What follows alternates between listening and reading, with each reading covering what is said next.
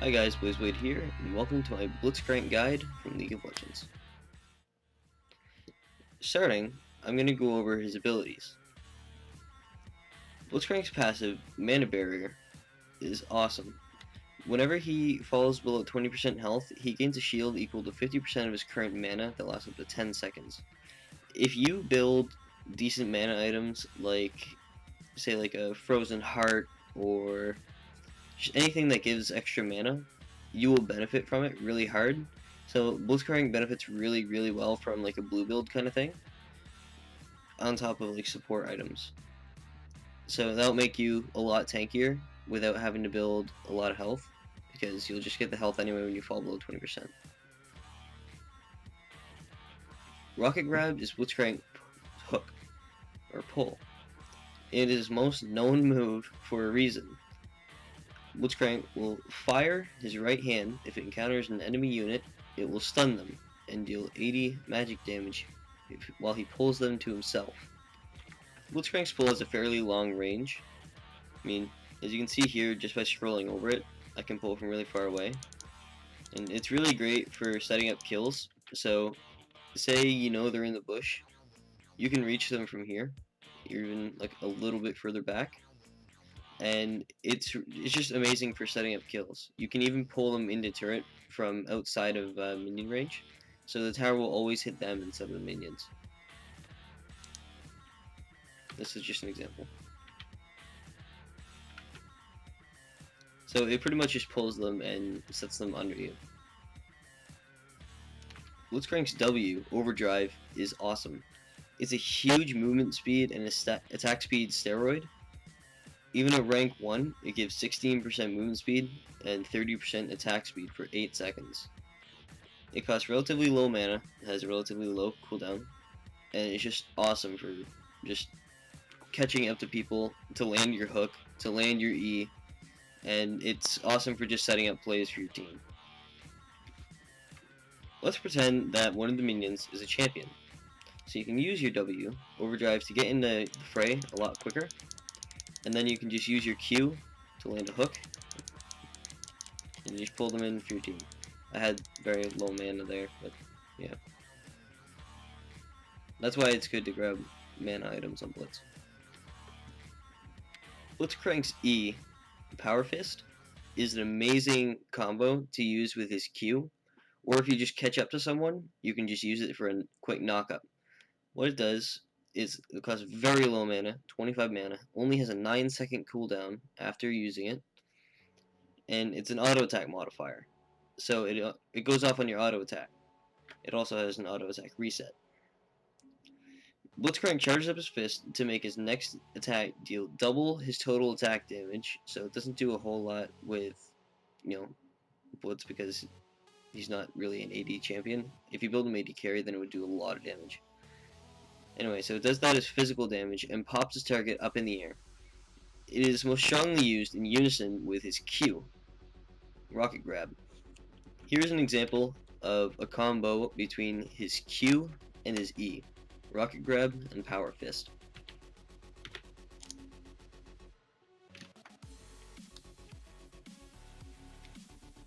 Power Fist is a very reliable form of CC, and it's amazing for setting up plays for your team, especially when used in unison with your Q, because if you pull with your Q and use your E right away, then you can have some devastating combos for your team, because you can catch someone out, pull someone in, E them up, they can't flash, and by the time you Q and E with someone into your team, then the other person in the team should be dead.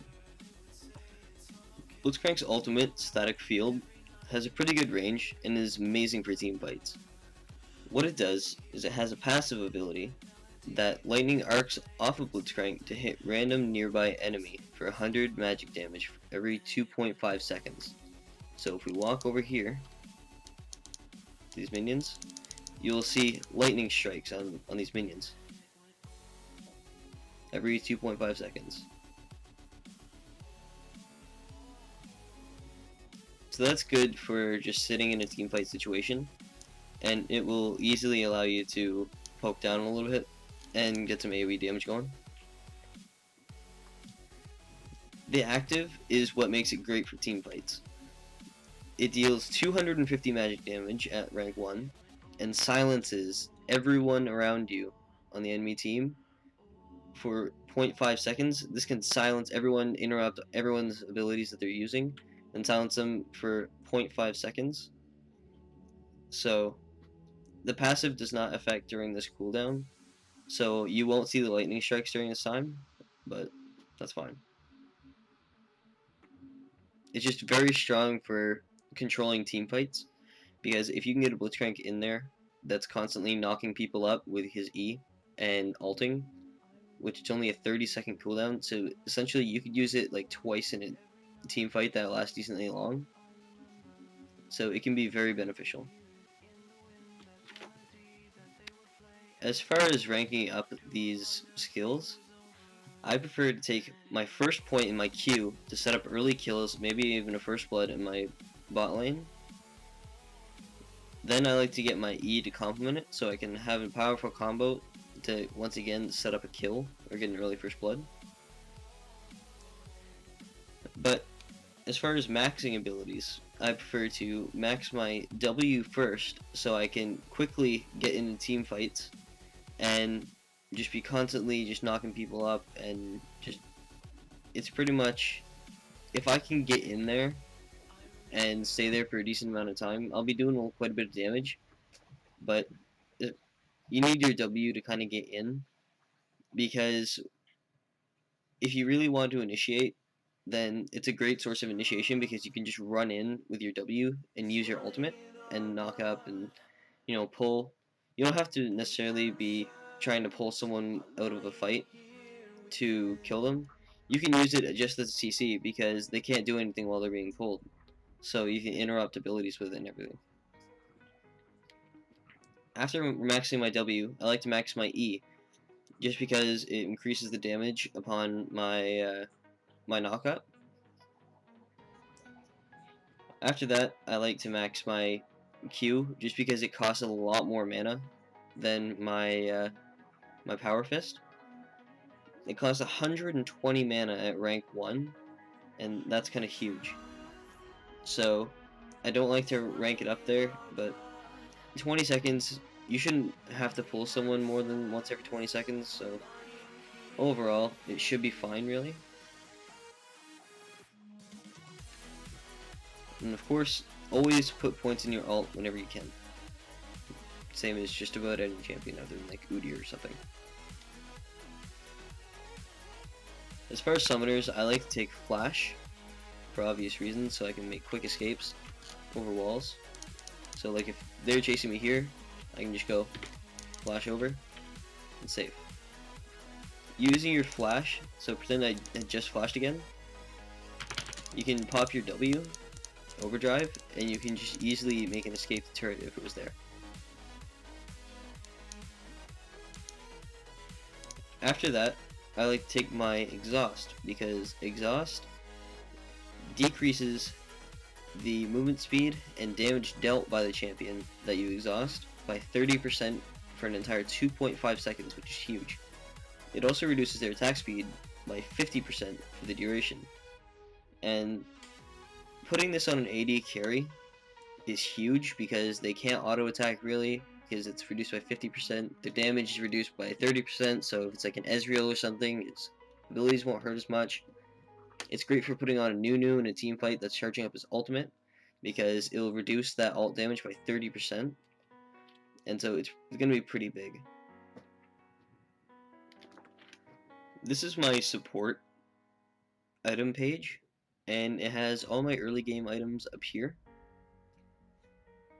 All my boots that I could possibly get here for a support. And then all the core items here, and then all consumables down here. Organization like this works really well. So typically I like to start off with a Fairy Charm, 2 mana potions, I used one already, just to quicken things out, and 3 sight wards just to defend your lane and make sure they can't gank you. After my first back and I get a little bit of gold, you obviously want to get your Philosopher's Stone to increase your gold, health regen, mana regen. This will be huge because the extra 5 gold per 10 seconds is going to make a huge difference, and support isn't getting all that much gold because they're not farming, they're not getting kills. Assists do give still a decent amount of money, but definitely nowhere near as much as anyone else for a kill. Getting early stage 1 boots is pretty good for Blitzcrank because you want movement speed on him to be able to get in position to land your Qs, so you can pull people in and set up kills. So I like to get that. Ruby Sightstone is huge on any support really because it gives 360 health, which is quite a bit, and it gives 5 free wards, but you can only use 3 at any one time, but it still gives 5 wards and it just refreshes every time you recall, so it's really big.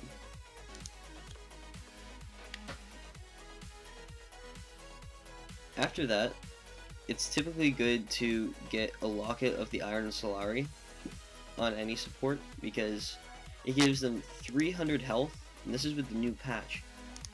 It gives 300 health, 20 armor, 10% CDR, and grants the shield that it always did to the entire team around you, divided. And it also, now, since it builds into Aegis, well, builds out of Aegis, it grants nearby allies 20 magic resist and 10 health regen per 5 seconds. So this will really help your team out with giving MR against like a mage heavy team. So after that, you probably won't be getting many items because just support doesn't have the gold count, but you can get a Shirelia's Reverie to stack onto your boots and your W, which I like to get boots of mobility or boots of swiftness anyway, because it allows me to get in position a lot quicker to use my Q and set up plays, which Blitzcrank is huge for setting up plays. After that, getting a Frozen Heart is really good because it gives the extra 400 mana to stack up onto your shield, 95 armor, 20% CDR so you can pull more, and reduces the attack speed of nearby enemies by 20%. Blitzcrank is a melee, so if Blitzcrank can get into a team fight and reduce the attack speed of nearby enemies by 20%, that's going to be huge for a team fight.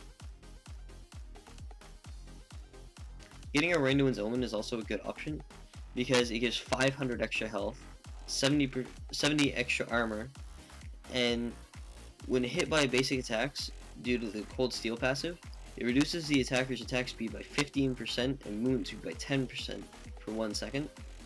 And then when you use it, when you use the item, it slows the movement speed of nearby enemies by 35% for 2 seconds, and then plus 1 second for 200 armor, and plus 1 second for 200 magic resist. So it's really good for slowing down people in team fights and trying to catch people out. So that's going to help out a lot. Just going to move around a little bit.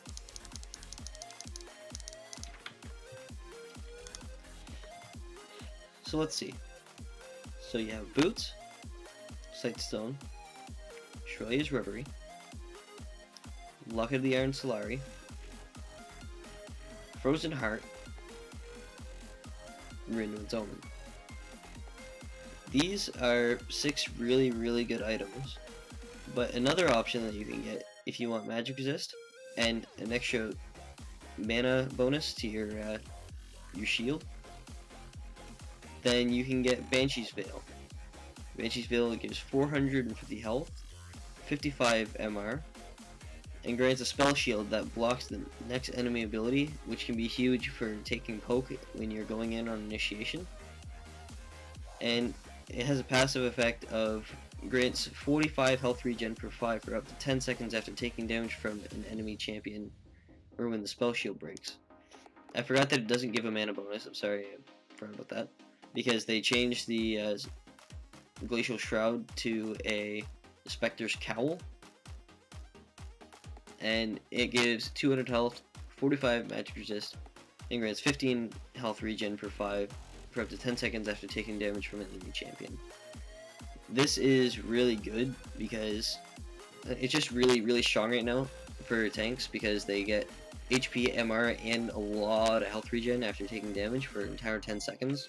So it's a huge boost for team fighting because as soon as you initiate that fight, you're going to be healing a lot.